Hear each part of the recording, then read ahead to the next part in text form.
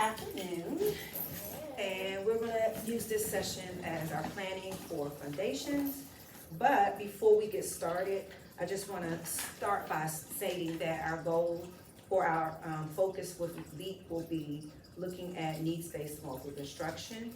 And the rationale behind that is that as part of kids understanding word recognition and being able to encode, understand those letter sounds, we really want to dive into what their specific needs and target those needs so that they can get ample practice with that. And again, it's differentiated, whereas foundations, tier 1 instruction is that whole group lesson. So that's the rationale with that. So that will be happening starting Wednesday, every Wednesday, no, you guys are, Wednesday, yes, tomorrow. Moving forward, that's going to be our focus. But for today, I want us to, since we started a lot of work with foundations, kind of look at where we are and seeing how this is showing up with our DIBELS data. So the last time we met, we talked about a couple of students that actually were making progress. And if you open up your DIBELS platform or look on our screen, we talked about, and specifically was Nakavia, I'm saying her name wrong, Nakavia, isn't it? And we also talked about Noraya and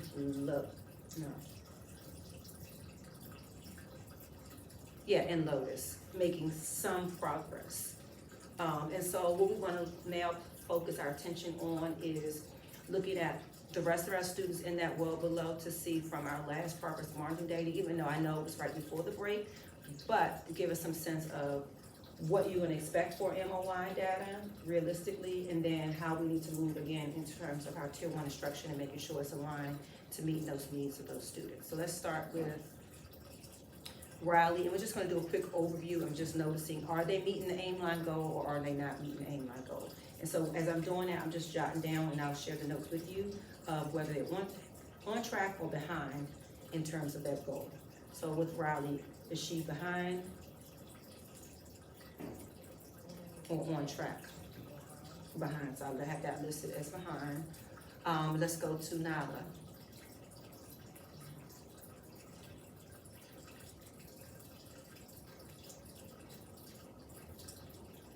And then if you want to, one quick way to resort them is if you look at the composite, okay, there you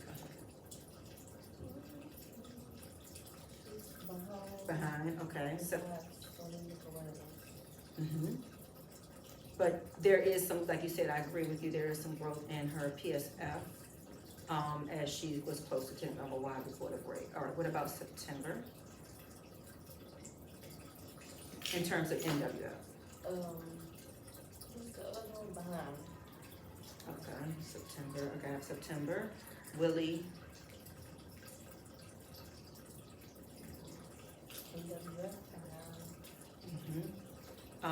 Jamari.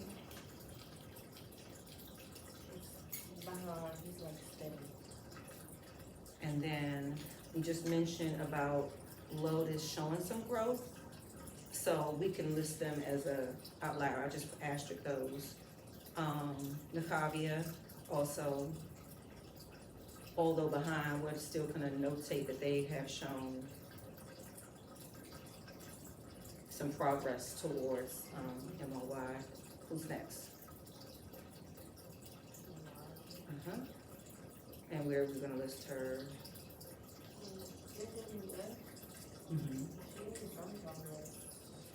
And look at her aim line goal. What do you notice in terms of her reading those words as a whole? The coding? The coding. She's on track in terms of that. So if you look, one of the concerns though, if you look at the MOI in terms of her correct letter sounds, that's that CLS, you notice that she's performing under. And so if we dive a little quickly into the probe and we'll just kind of see what's happening with her from her last progress monitoring.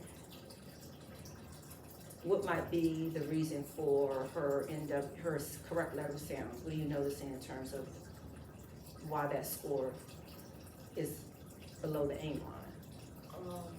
O and the beginning sound? Yeah, some of those beginning sounds. And if you get a little bit more particular, look at those specific beginning sounds that you noticed. So we did see the O, but look closely.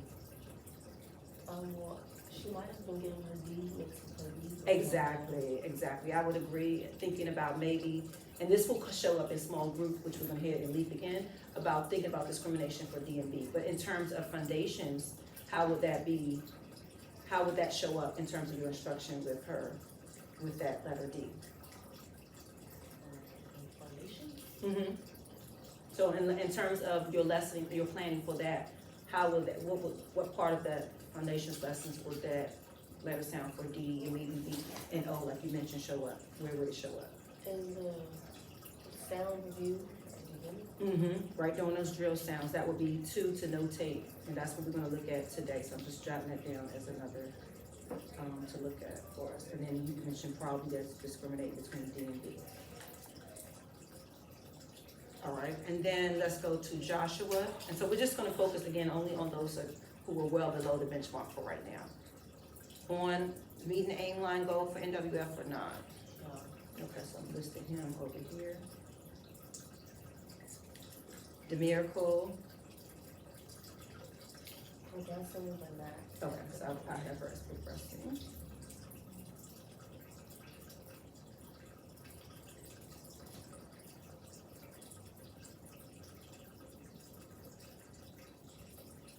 All right, and then we're gonna stop right there because I just wanna just focus on those ones that are that are well below the benchmark. All right, so in terms of just like you just opened up the probe to kind of see where the errors are, let's take a look at some of Riley and Nyla from the behind group, and then let's look at those students who are progressing, also a couple of those students to see what's happening, and so how this work will show up again in foundations. So let's go to Riley's last probe.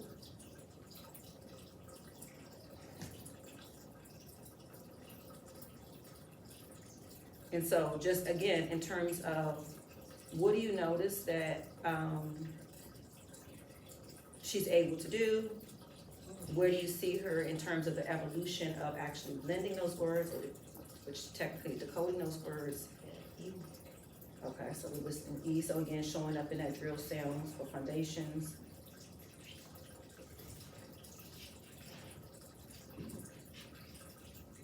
And what do you think may have been the cause in that sound, the E? Where do you think it may have, the error may have been, or the misconception, or possible misconception? So I have two that come to mind. It could have been recognizing the letter E and saying letter E versus its sound, which is a long vowel, so they don't know that yet. So you could have said E or you could have used it as I. So the letter sound versus name. And then I think we talked about before that I, just making sure that distinguish. So those would, in terms of your drill sounds and foundations, those would be those specific ones. In addition to whatever those skills are for that unit. For example, I know you guys are in NG and K, so just thinking about those are the quick reviews that you need to put in there, and those might be the ones that you use for your small standard sound cards. So in the beginning, you're doing A and G with the whole keyword picture, so that because they're being introduced to the new concept, and then when you go into the small sound cards, those are quick reviews because we've been introduced to the keywords, which is just meant to help them remember and connect that letter to that particular sound. Okay, let's take a look at Nyla, and then to see what we're noticing as well.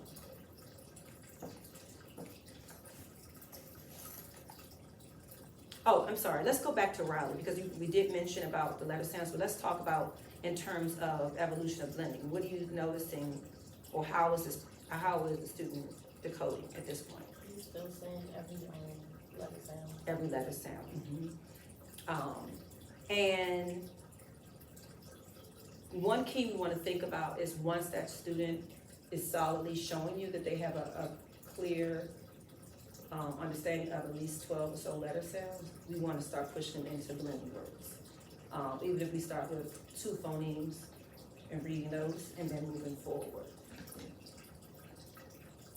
Okay, so let's go ahead to Nyla.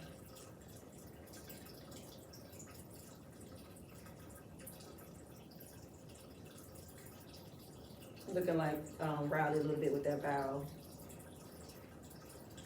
That E again. Mhm.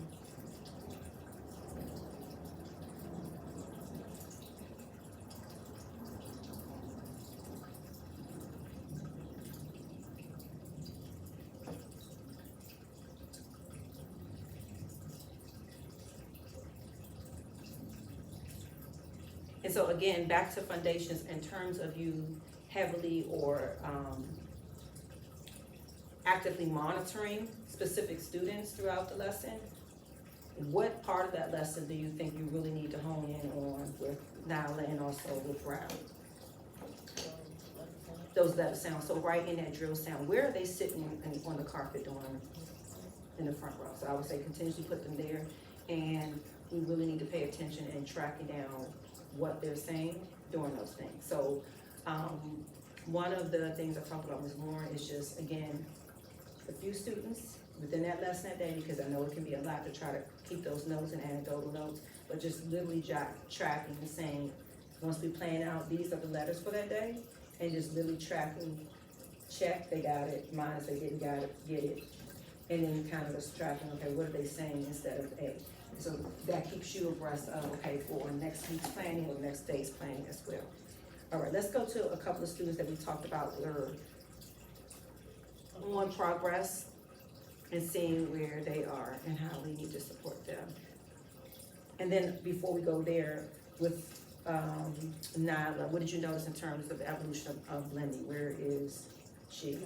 She's still doing sound by sound. So that's another thing we want to focus in on our foundations when it comes to that concept of new concept of learning new words. Let's go to Lotus.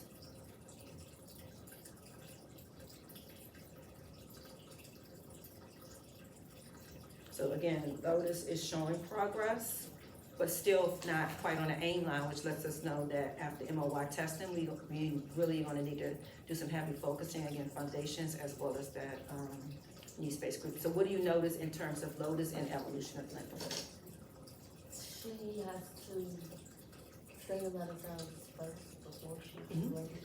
And so in terms of when you are doing your decoding part of foundations, how do you instruct the kids to decode a word? So if for example, if you present the word rab on the board, or do you present it on the board first?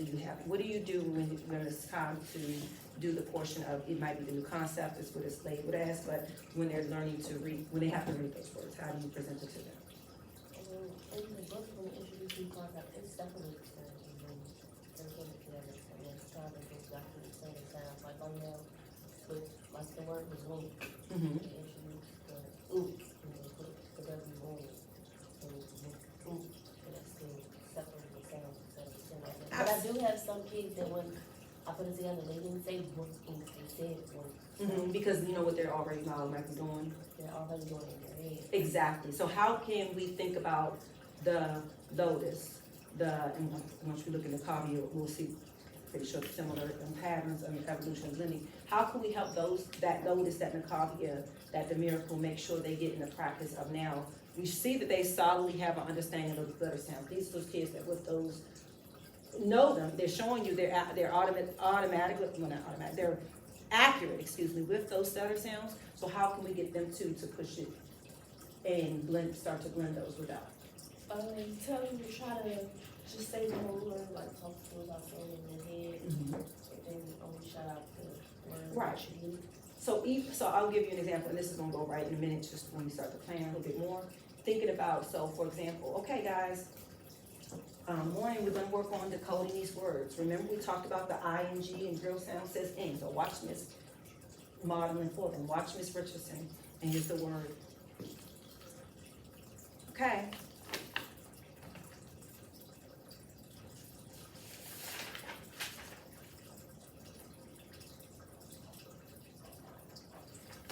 watch, Ms. Rich. Wink. Hey class, what did you see Ms. Richardson do as she was reading that word? Did she just read it wholly, or what did you notice she did in her head? She said the sound. So as we're practicing these words today, I really want you guys to focus on taking a moment to say the sounds to yourself and then pushing the sounds together, blending it together, and raise your hand once you can read it. So in sync. So what you're trying to get them to do now is you've shown them, you're modeling, this is what I wanna say, you're gonna say in your script for foundations, the one at the coding part, and then really stick to them before they saying and shouting out, I know it. Hold on, make sure. All right, how many thumbs up if you can decode this word, if you can blend it? And that's also giving you a quick check for understanding of those kids who are doing it or those kids are still struggling. Then you go back, okay, as a check for understanding, and once they're done, okay, let's do it, let's read it, wing, let's do it together to make sure it's wing. Wing, in that sort of way. So you wanna continue that, stop, don't have them say it out loud, let them process it in their head first. Now we're sharing out and making sure that what they were thinking is accurate. Okay, and let's just double check with Nakavia really quickly and Demiracle to see what their evolution of blending looks like as well. Because again, we've seen significant progress rather.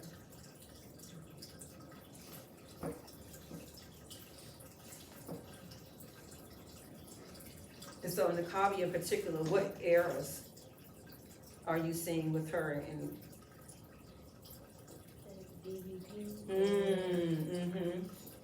And just sort of like we talked about back with Riley and Nala, the differentiating with those letters, which can be very tricky because based on how they look automatically.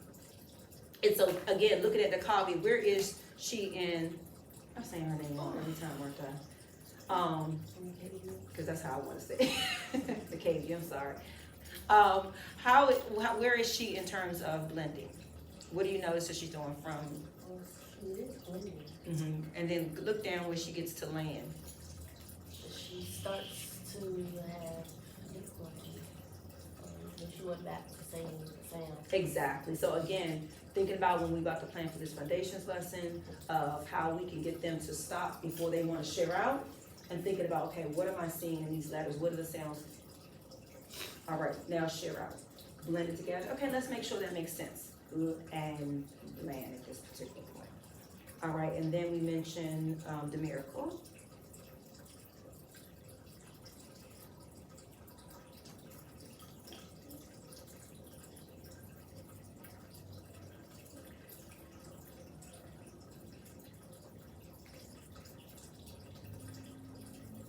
And which student do you notice that she's showing similarities and patterns with? In what way though? They start off blending.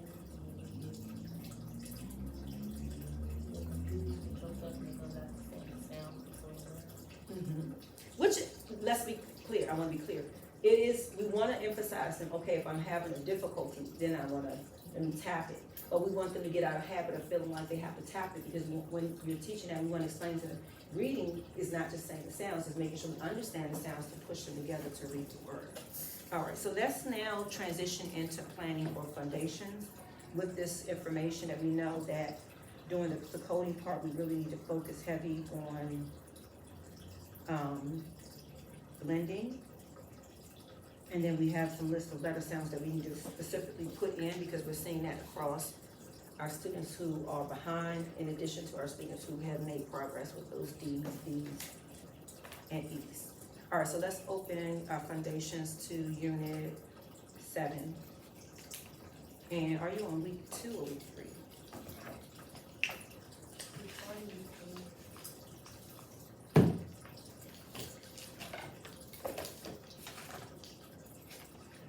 All right, so do you have already day 1? Okay, so let's look at day 2 and let's start to plan out what day 2. I also want to emphasize that as we're planning, we want to make sure we're going to script in what we're using in terms of our first fives, so that we can keep that engagement piece with our students going as well. So we already know one of those, strategies that we're using is, assigned seating. And we talked about specifically, is that also with Brownlee now, with September, Willie and Jamar sitting up front close? If not, let's try to make sure we push all of those five up front.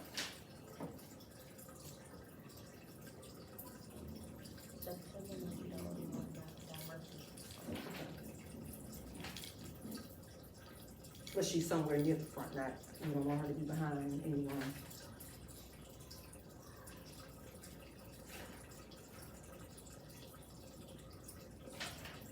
Okay, so let's start with looking at, our drill sounds for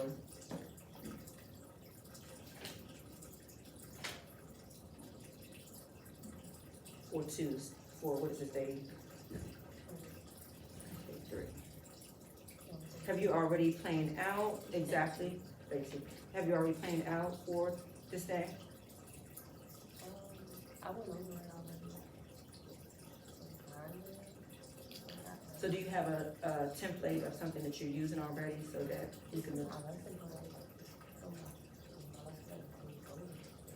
You don't have a copy that we can look at? Yeah, let's look at a copy so we can see. Because if you started to work out, I wanna just make sure that we're using our data to make sure that it's hitting those kids. Because as we mentioned before, we have a group.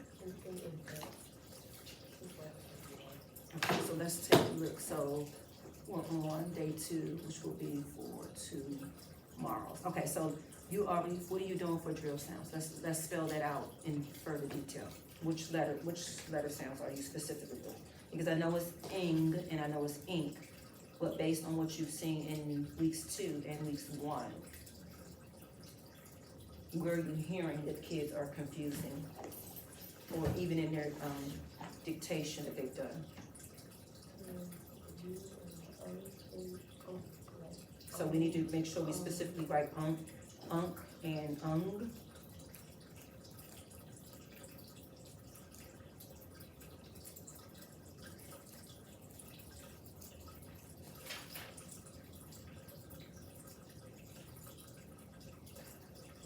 Okay, and so when you're doing your drill sounds, talk me through literally how you instruct. So for example, if I'm the student, you're gonna start with singing, and I want you to model exactly what takes place with you and your students.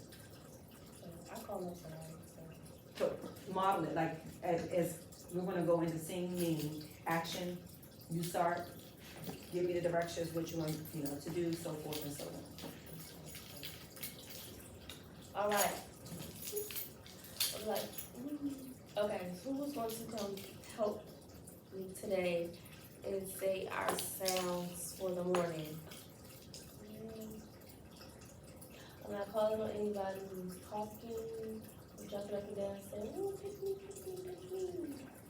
All right. You look. You call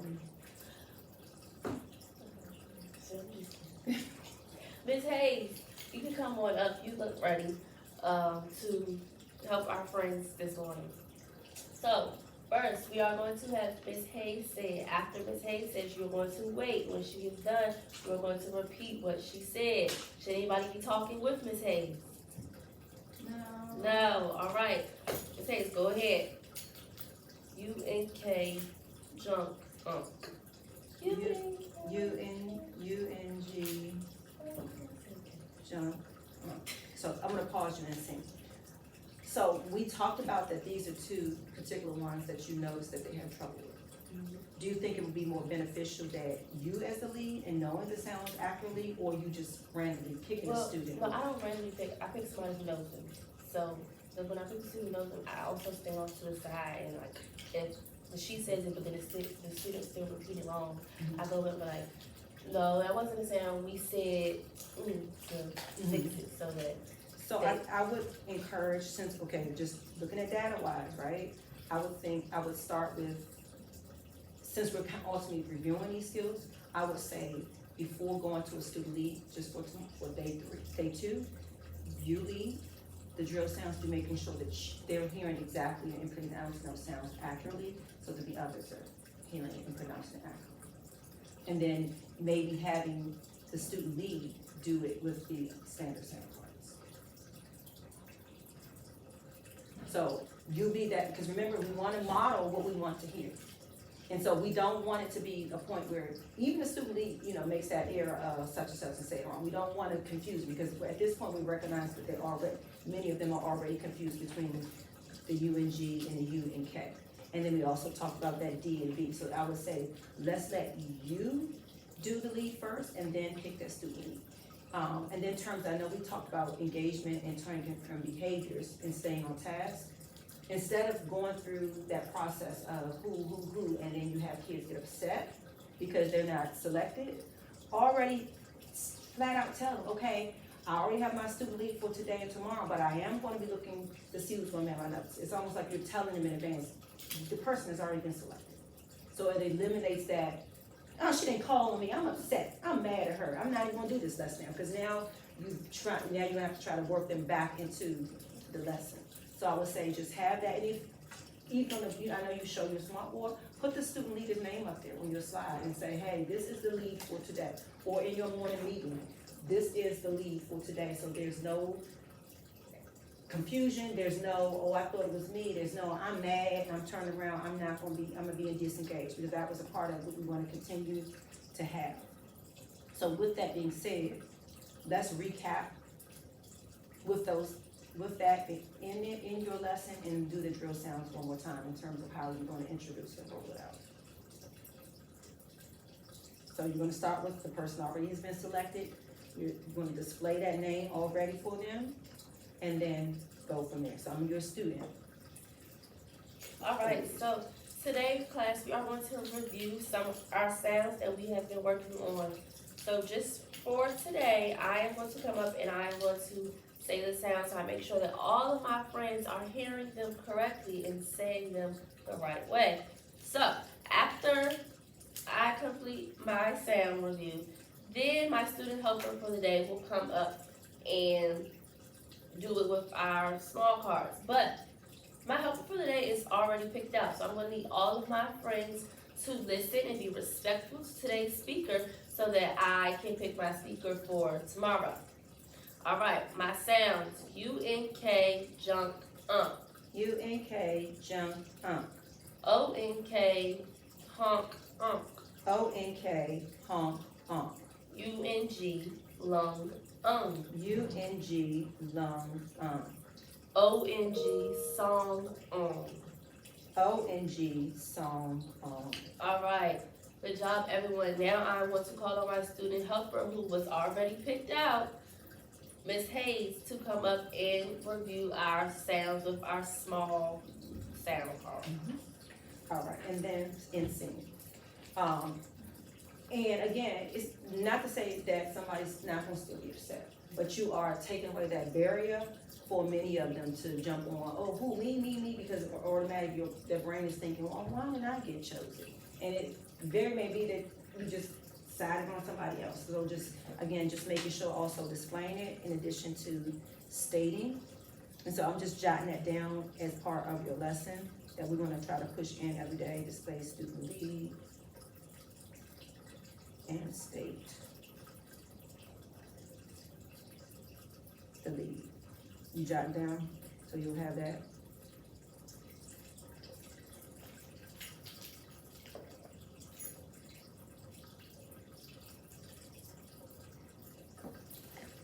And then, just recapping, you said and and then the other ones, remember from our devil's data, we wanna make sure we go over D, E, and we talked about, you said O, and then also distinguishing between I. One way you talk about them having a difficulty with D and B is right in that lesson. Do you still have your sound cards? Pull your sound cards out immediately, and only with D and B specifically, making sure they're articulating their mouth. So for example, D, don't, and so don't let them do and extend it at all, because duh ultimately is D, U. So we want to make sure that's clear, because especially when they start to do more spelling, it becomes confusing, and I've seen it quite a bit with some of our second graders. So make sure they clip that sound right off, just to do it. And then showing them, look at my mouth, look at, and you can have a picture card right there. Where's your tongue should be on the top of the roof of your mouth. And then with B, I would say form your mouth, get it ready. Now, buh, just holding it closed, and then you have that picture. I know I asked you before, but do you have your cards? Because I do have some others if you need to. Yeah. You got 'em? Okay, so pull out those sound cards for D and B so that you can use that right there to emphasize, because that was one of the confusions with that sound in there. So we have D, B, E, O, I.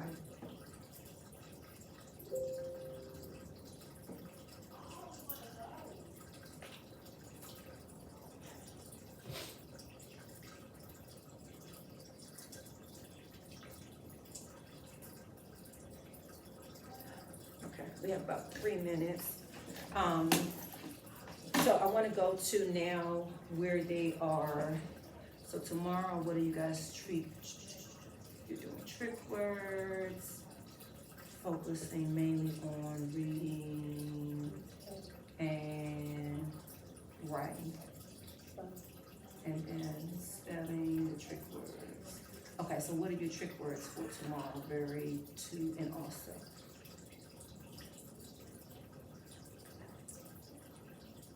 So let's do a quick talk about how you instruct the kids with their trick words. So usually when we have new trick words introduced, I review the old trick words first, and I add in the new words, and I introduce them. When I read it, burn out letters, have me repeat it back to me, and then with the either like do it. So then we do an activity, I put the sentences up on the board. I have a student come up and circle the trick word that we just learned in the sentence. I find the sentence. And then I just go from there. Okay. So one of the things we're gonna start focusing on is a method of introducing our trick words, or as they're called also heart words, is, so I hear you saying you're showing them the words, these are the letters, right? And so when we think about what our research is showing us in science of reading is that in actuality, a lot more of our words are not necessarily, are actually decoded, let me say that, versus not being decoded.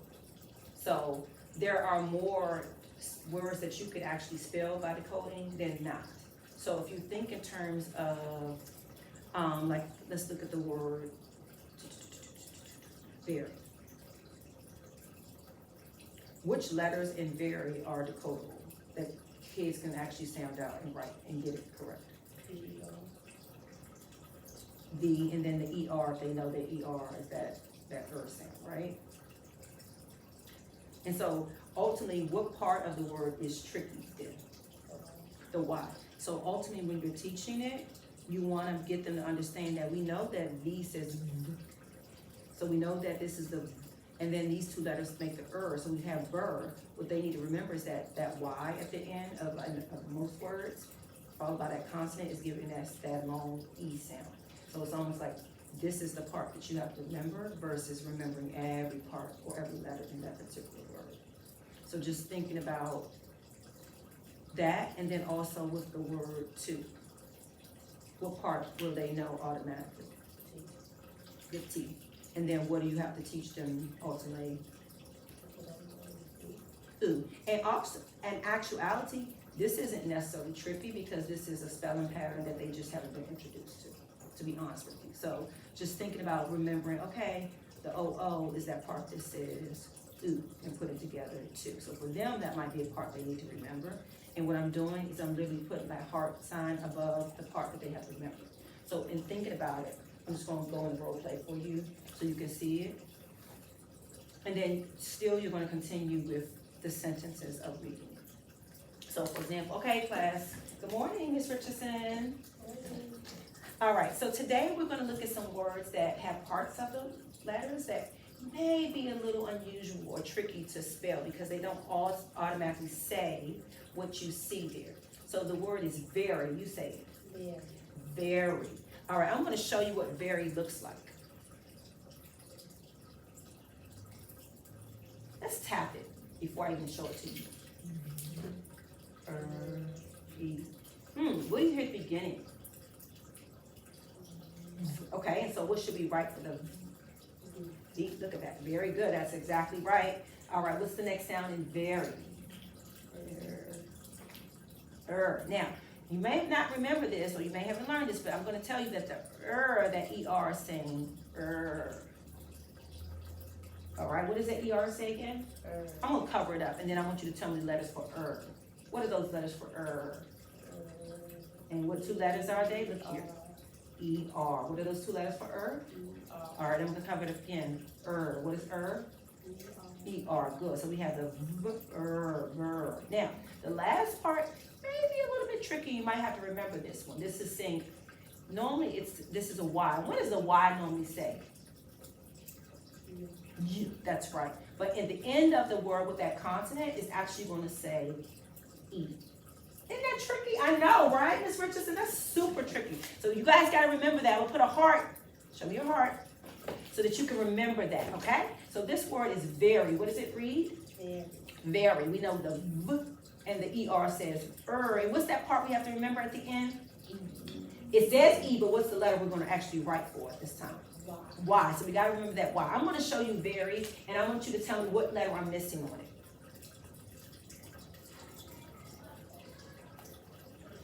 Is that very? Thumbs up, class. Thumbs down or thumbs up. Does that say very? That's right. What letter are we missing for that to make it say very? That Y. Remember that Y says E. I'm going to show you again. Eyes up, ears listening.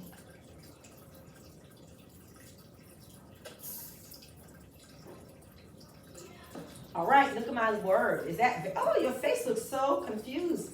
What makes you know that's not very? What am I missing? That ER, that All right, I'm going to show you one more time.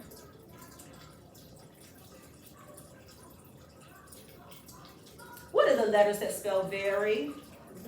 V-E-R-Y. Y. And read that word for me. Very, very good. I'm going to show you this word in a sentence, and I want you to find it right away. It's insane. All right, what did you see me model for you in terms of that trick word this time? It's different than how you've been introducing it.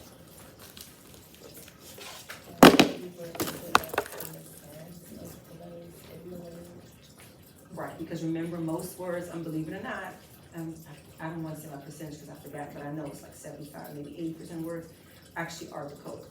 So I went into the sound. And what about those words, those letters that weren't actually necessarily decodable? What did you notice they did?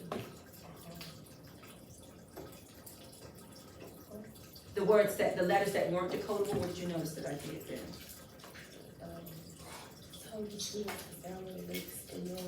Right, I gave them explicit instruction. Like this Y is going to say E. Anytime you hear that E at the end. The one thing I want you to notice that I did before is that before I showed them the word, I had to say it to me. I know you're going to go, I'm going to make it to your special. I said that they said 85%. So I want you to push that in your lessons now in terms of your trick words. Having them without seeing it first, say it, tap it, and then show them the spelling so they can get used to. And that's another way of them understanding whether or not that letter sound recognition is good. So I'm pushing you now for tomorrow's lesson and moving forward for your trick words to do that. I know that day 2 isn't with your decoding of those sounds. I know there's dictation at the end, but make sure in your dictation that you say it, they tap it, they write it. So I want you to make sure you add that part to your lesson.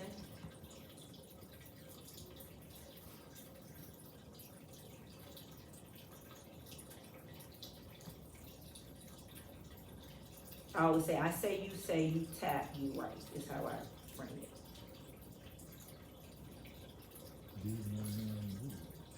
And then I would just say, make sure that you have your words, everything already selected out. Questions about foundations in terms of how to utilize the data, because remember, we're trying to push these kids from not making progress to making adequate progress as we move forward from MOY.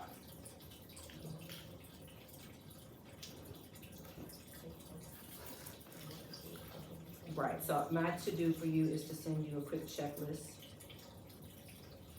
for those drill sounds, so that you can monitor that heavily with, Broward, Nowdy, September, Willard. Okay? So, and then we already recapped drill sounds, you lead, then you have your student lead for right now, because they're saying that they're not, all of them, as a majority of them are not making that progress and hearing those sounds accurately. And then just looking at having them decode part of those words that are coded before very. We're gonna come back tomorrow during the week, and we'll have a little bit of time to go back to it to make sure you're planned out for day 3, day 4, and day 5. And our next steps will be with individual foundation plan is trying to make sure we're planning for the entire week versus day by day, so that you can get an overview and see. All right, so if you don't have anything further or any other concerns outside of foundations, you need any materials or any things, I'm about to send an email, because I know some teachers got new students and are missing certain things, so. Email me. I'm gonna walk and get your kids and apologize to you, or who's your special teacher? Oh, no.